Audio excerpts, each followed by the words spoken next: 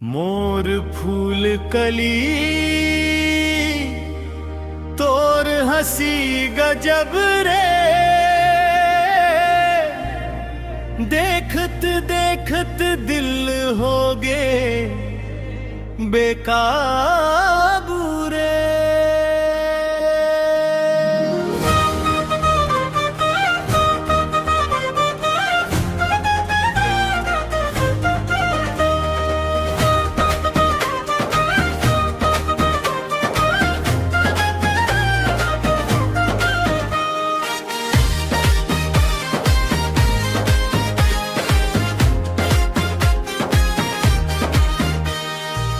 काजर वाले नैना मारे झन तीर, तोर माया में फंस के मोर दिल भीग। काजर वाले नैना मारे झन तीर, तोर माया में फंस के मोर दिल भीग। लाल चुनरिया गजरा के महक, तोर संग चलव त बने मोर तकदीर। लाल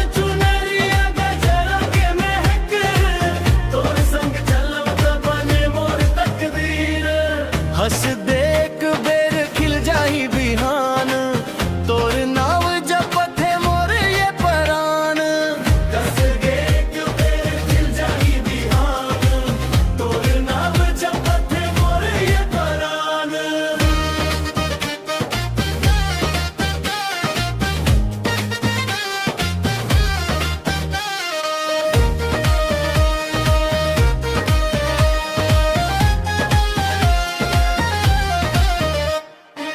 हाट बाजार मन जब निकले रे, सबके नजरिया तोर ऊपर ठहरे रे। पायल के छन छन चूड़ी के झनकार, तोर बर धड़ के मोर दिल हजार। सावन के रिम झिम महुआ के डार, तोर संग जीना लागे त्योहार। सावन के रिम झिम महुआ के डार, तोर संग